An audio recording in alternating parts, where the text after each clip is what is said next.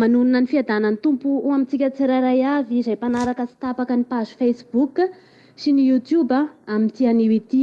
Andriamanitra ny fiadanana anie ombanao sy ny ankohonanao hatrany ahafahanao mandroso bebe kokoa amin'ny fanarahan-dia an'Andriamanitra amin'ny alalan'ny fanarahanao ity page sy ity YouTube atsika ity. Hametraka ny fotoana eo am-pelatanan'Andriamanitra tsika alohan'ny hidirantsika amin'ny famakafakana ny tenin'Andriamanitra. Vavaka isika. Raha eo misaotra anao zahay satria noho ny famindramponao dia mbola velonaina indray zahay amin'ity anio ity. Koa raha handinika ny teninao zahay dia mangataka anao hiditra tsehatra ianao no hiteny, ianao no ampiteny ahy, ary ianao no androtsaka ny fanahinao masina amin'ireo izay rehetra miaino. Mba ny fanahinao masina anie no hanazava ny sainay tsirairay avy ahafahanay mandray izay tianao ambara aminay. Mitenena tompo malalo fa vonona ny ano anao zahay ary meo fotoana sy fifatoana izahay ahafahanay mandray lesona amin'izany teninao izany. Ny voninahitra anie ho anao reriany mandrakizay. Misaotra Jesosy eo. Amen. Andeha jerentsika izay voasoratra ao amin'ny Jaona voalohany toko 2 andininy 15 ka hatramin'ny 19. Jaona voalohany toko 2 andininy 15 ka hatramin'ny 19 amin'ny anaran'i Jesosy. Ary asa tia izao tontolo izao na izay zavatra eo amin'izao tontolo izao, raha misy olona tia izao tontolo izao dia tsy ao anatiny ny fitiavana ny ray. Fa ny zavatra rehetra eo amin'izao tontolo izao dia ny filan'ny nofo sy ny filan'ny maso, ary ny rehaka momba izao fiainana izao dia tsy avy amin'ny ray fa avy amin'izao tontolo izao ihany. Amen. Ny hafatra izay ampitaina amintsika ity an'Andriamanitra ampitaina amintsika androany dia mahakasika manokana ireo tanora. Itsika tanora izay miaino izao hafatra tian'Andriamanitra ampitaina izao. Eto moa ny mpanoratra dia Jaona izay mpianatra tanora indrindra tamin'ireo mpianatra Jesosy. Izany hoe mahafantatra tsara ny zavatra sedraintsika tanora izy eto ary tena miantefa amintsika tanora bebe kokoa ity hafatra anio ity, na dia hoe misy azony olon-dehibe sy ny ankizy akana lesona ihany koa aza. Tsisy miala maina zany tsika androany fa ny tanora ny tena manana tombotsoa lehibe indrindra. Ho jerentsika manokana hoe inona moa ny zavatra eto amin'izao tontolo izao izay tokony ho tandremantsika araka ny voalazan'ny tenin'Andriamanitra. Ny zavatra izay andrarana antsika amin'izao tontolo izao dia ny voalohany indrindra amin'izany ny filan'ny nofo. Raha tohizantsika manko ny tenin'Andriamanitra eto amin'ny Jaona voalohany toko 2 andininy 17 amin'ny anaran'i Jesosy, ary mandalo izao tontolo izao sy ny filany fa izay manao ny sitrapon'Andriamanitra ny maharitra mandrakizay. Hitantsika fa fiainana mandalo ny eto ary tena manararaotra tokoa i Satana manao asa lambo atsika hifikirantsika aminy. Koa inona ary ireo tokony ho tandremantsika mba tsy hahatonga antsika ho resy amin'ny fiainan'izao tontolo izao. Voalohany indrindra jerentsika hoe inona ny zavatra eto amin'izao tontolo izao izay mety mahalavo antsika. Ny filan'ny nofo. Inona moa le hoe ny filan'ny nofo? Ny faniriana fahefana amin'ny fomba rehetra, ohatra ny fanarana po be loatra, ohatra amin'izany ny ohatra hoe ny firaisana ara-nofo alohan'ny fanambadiana, izany hoe alohan'ny mariazy, dia anisan'ny filan'ny nofo izay tena mahasarika antsika tanora sy mahalavo antsika ireny koa tena tokony ho tandremantsika. Inona ihany koa no mety ho zavatra eto amin'izao tontolo izao izay mora mahalavo antsika? Ny filan'ny maso. Ny filan'ny maso dia matetika antsika lasa variana mankafy zavatra iray satria manintona tokoa ny zavatra amin'izao tontolo izao. Ny zavatra amin'izao tontolo izao ohatra hitantsika ohatra ny hoe misy zavatra amidina olona iray amina magazay iray, dia tena ataony ny tous les moyens ahatonga an'ilay olona ho voasintona. Ataony tena atao izay mampahafinaritra an'iny zavatra iny satria ny maso dia tena mora voasintona tokoa ny maso mijery ny tena, ka raha tsy mahay mijery tsara ny zavatra tokony ho atao sy ny tsy tokony ho atao tsika dia mety ho diso safidy tsika ary mety hitarika antsika hankafy sy ho variana any amin'ny zavatra tsy tokony hatao izany.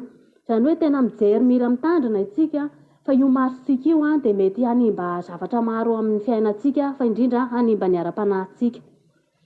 Inona ihany koa ny zavatra mety hiseho, ny zavatra eto amin'izao tontolo izao izay tena tokony ho tandremantsika tsy ho tiavintsika araka ny fampitandreman'ny tenin'Andriamanitra. ny rehaka. Inona moa le hoe ny rehaka amin'izao fiainana izao dia eo ny fiebebona, eo ny fitiavana voninahitra, ny fitiavana harena be loatra sy ny fanaraha-po amin'ny zavatra tsy mifanaraka amin'ny sitrapon'Andriamanitra dia lasa any no tena atao toy ny hoe ny fiainan'ny ray manontolo lasa any fa tsy adino Andriamanitra, toy ny hoe lasa Andriamanitra kely le zavatra ohatra hoe nisy promotion kely azonao dia iny no entina mirehareha manambany ny sasany manimba ny ara-panahinao sy izay rehetra mety ho ara-panahy tokony hoe ho karakaraina lasa simba noho izany firehariana sy izany fitiavana voninahitra izany, satria ny fitiavam-boninahitra sy ny firehariana dia mialoha ny faharavana fa ny fanetretena ihany no mahatonga antsika hipetraka ho hahatoky eo ambanin'ny fitarihan'ny fanahy masina.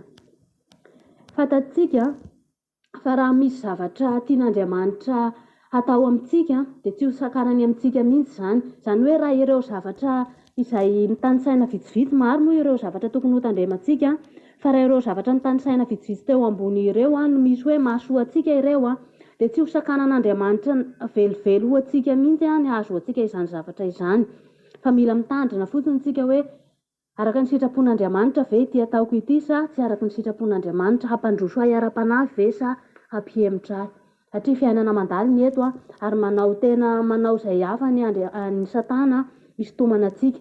Fantatsika fa raha vao miala amin'Andriamanitra tsika dia tena ny Satana tsika azony tsika dia ataony tous les moyens hampaharendrika antsika hatrany.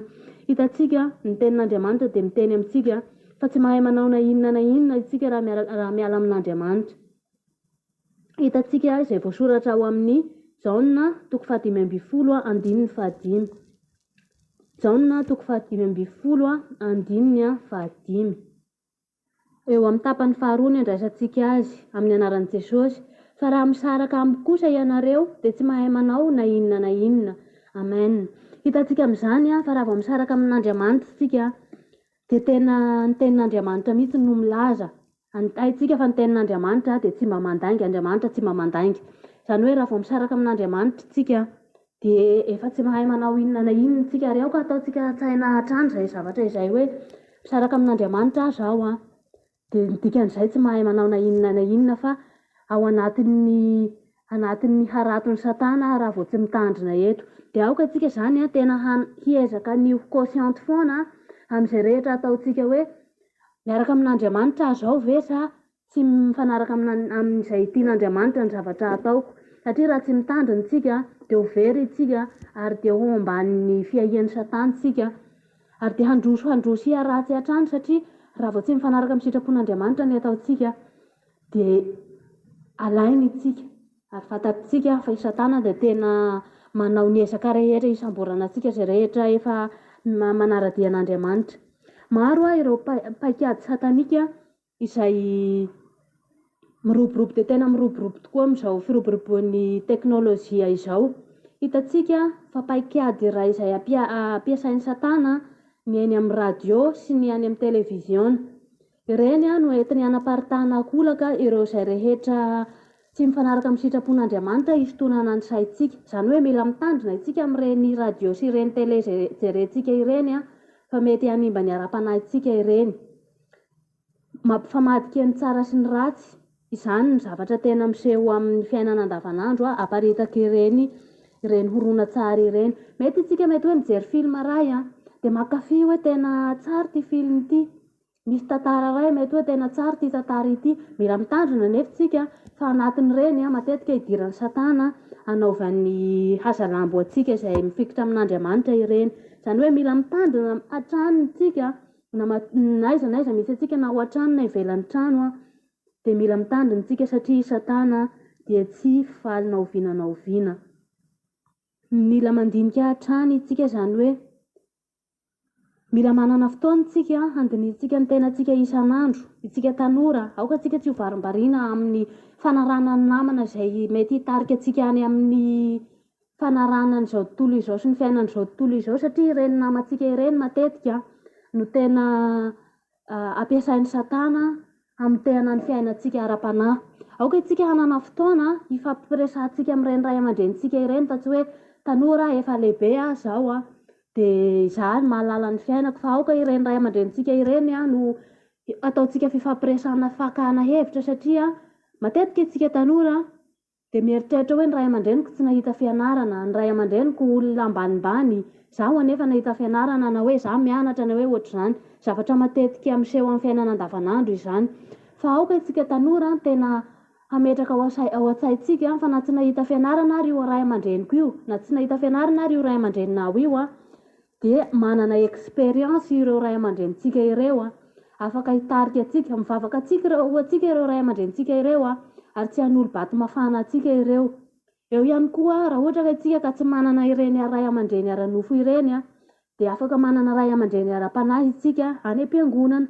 Maro ireo olona tena manolo tena hitarika atsika tanora mba ahafahantsika miroso amin'ny fiainana bebe kokoa, amin'ny fiainana ara-panahy izany. Raha ohatra moa isika ka manana tena hoe vonona tanteraka dia afaka miditra amin'ireny fikambanana masina ireny isika, tsy hoe handeha hanandranandrana fotsiny fa tena manolo tena hoe handeha hiditra amin'ity fikambanana masina ity mba ahafahako miroso bebe kokoa satria ireo tanora miaraka beazina aminao ireo dia tanora ihany koa beazina ara-panahy. Ireny dia tena zavatra tsara ataontsika tanora amin'izao fahatanorana izao ny fanomanantsika ny ho avy ko aoka isika tsy ho varimbariana amin'ny fitiavana izao tontolo izao, fanandrakandramana fa anenenantsika ireny rakizy anenenantsika ireny ry tanora rehefa mandroso taona isika. Fa aoka isika tena hitandrina na amin'ny lafininona na amin'ny lafininona na ao an-trano na ny fisafidianana ny namana na ny fisafidianana ny zavatra jerena, ny zavatra sotroina, ny fanandrakandramana fifohana sigara sy ny fisotroana zava-mahadomelina sy ny zavatra rehetra mila mitandrina isika ary tena mila mifikitra amin'Andriamanitra isika tanora fa isika ny tena ataon'ny devoly hazalambo amin'izao fiainana efa faraparana izao. Mila mitandrina isika, mila mivavaka isika ary amin'izao fahatanorantsika izao mihitsy ary ny tena tsara hanomboantsika ny fanarahandian'Andriamanitra bebe kokoa fa tsy hoe rehefa lehibebe aho zay vao handeha hanao ny sitrapon'Andriamanitra. Tsy manana fotoana amin'izany intsony ianareo tsy manana fotoana amin'izany intsony rehefa miditra amin'ny fiainan'ny tokantrano ohatra, rehefa miha lehibebe satria hanana didy bebe kokoa ianareo rehefa mitombo ny taona, hanana didy bebe kokoa amin'ny zanakareo rehefa manambady hanan-janaka.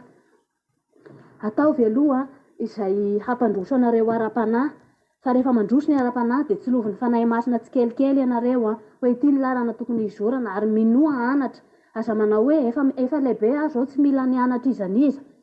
Na izahay lehibe na ianareo tanora dia samy mbola mila ny fananarany tsirairay avy, tsisy tonga lafatra isika ary tsy misy manana ny ampy fa manentana anareo tanora tahaka ny anentana ny ijaonina mpianatry ny mpianatry Jesosy eto tanora izy mananatra antsika izy hoe aza ty izao tontolo izao sy izay zavatra amin'izao tontolo izao. Tsy hoe ny zavatra rehetra amin'izao tontolo izao akory no tsy tokony ho tiantsika fa mila mijery isika satria ohatra hoe ny fampianaran-janaka, zavatra amin'izao tontolo izao ny fampianaran-janaka nefa maninona ny ray aman-dreny ny mampiana-janaka satria misy ny zavatra soa amin'izao tontolo izao ary misy ny zavatra tsara. Maro ireo zavatra eto amin'ity zao tontolo izao ity ny mamotika ny ara-panahintsika, koa anjarantsika tsirairay avy ny mandinika mangataka ny fanahy masina hatrany ahafahantsika mahafantatra hoe mety izao zavatra ataoko izao na tsy mety. Dia mangataka antsika tanora mba hanolo tena ho an'Andriamanitra satria tombontsoa antsika any amin'ny hoavintsika, tombontsoa antsika any an-tokantranontsika hoentintsika miatrika izany hoe fanambadiana izany ohatra ny fanarahantsika an'Andriamanitra amin'izao fahatanorantsika izao. Famakiantsika ny baiboly au lieu de hoe hamaky boky tantara romain mahafatifaty kely misy resam-pitiavana satria ao anatin'ny fahatanorantsika dia tena toy ny hoe mahazo lapa, tena mahazo laka eo amin'ny fiainantsika le resaka ara-pitiavana. Mihaino tantara dia izaho rary hoe tian'le lehilahy kely sy le vehivavy kely mifankatia ireny no tena tiana, lasa variana amin'ireny isika fa aoka isika hifoha dia hivavaka ho anao izay tanora mihaino izao afatr'Andriamanitra anio izao ary afaka ampitainao amin'ny namanao ity zavatra izay tian'Andriamanitra ho ampitaina amintsika ity. Afaka ampitainao ray aman-dreny izay manana zanaka ihany koa ity zavatra izay tian'Andriamanitra ampitaina amintsika anio ity. Koa hoe tsika mbavaka ny tanora rehetra mba hifikitra amin'ny fiainana fanarahandian'Andriamanitra fa lesina ho antsika lehibe ihany koa no ao anatin'ity tian'Andriamanitra ho ambara ity satria tsy ny tanora ihany no tratra ny filan'izao tontolo izao fa en général dia tsika rehetra ny tratra. Koa mangataka amintsika Andriamanitra mba handiny tena itsika raha tena miorina amin'ny finoana tokoa itsika na tsia. Raha tena hoe tsy mampifamadika ny tsara sy ny ratsy tokoa itsika na tsia satria hitantsika izay voasoratra ao amin'ny Isaia 5:20 fa lozan'izay manao ny tsara ho ratsy. Mety mieritreritra hoe tsara ity zavatra ataoko ity nefa io zavatra ataontsika io dia tsy mifanaraka amin'ny sitrapon'Andriamanitra. Koa aoka itsika handiny tena isan'andro fa tsy hoe efa lehibe aho efa tsy mila izany intsony fa efa mahalala ny zavatra rehetra. Samy mbola kely tsika satria zanak'Andriamanitra tsika, zanaka tsika na efa fotsy volo ary tsika dia mila mandinika sy mijery hatrany hoe mihorim-paka amin'Andriamanitra tokoa ve ny finoako sa manaraka izao tontolo izao. Hivavaka ary itsika. Ray masina tsara indrindra sainy an-danitra, misaotra anao izahay satria nomenao lesona vaovao indray amin'ity anio ity ahafahanay mandroso ara-pinoana. Fa indrindra ireo tanora, koa na iza na iza tompo tanora miaino izao vavaka izao hafatra izay nambaranao taminay anio izao, dia aoka ianao no hamboly izany lesona izany ao an-tsain'izy ireo tsirairay avy kasy tanana ianao hanao premier pas amin'ity anio ity ireo tanoranao ireo olon-dehibe izay niaino ireo tompo niza izay nandray ny hafatra ao amin'ity anio ity, dia aoka ianao no hanovany fonay tsirairay avy kasy tanana anay ianao hahafahanay mandray izay lesona tianao ambara aminay indray. Fanahy masino kasio tanana izay olona izay, angatahako aminao kasio tanana izay olona izay, kasio tanana io olona manongira-tsofina miaino anao io, miaino ny hafatra avy aminao io olona mandany fotoana hiainona ity teninao ity. Tompo malalo, ianao no mahalala ny maso anay. Koa tario izahay, aza vela ho very amin'izao fiainan'izao tontolo izao izahay, fa pio izahay androso hahafahanay manatratra ilay paradisa vaovao izay homanina ho anay. Apetraka eo am-pelantananao ny zavatra rehetra, ny voninahitra ny eo anao rery hany mandrakizay.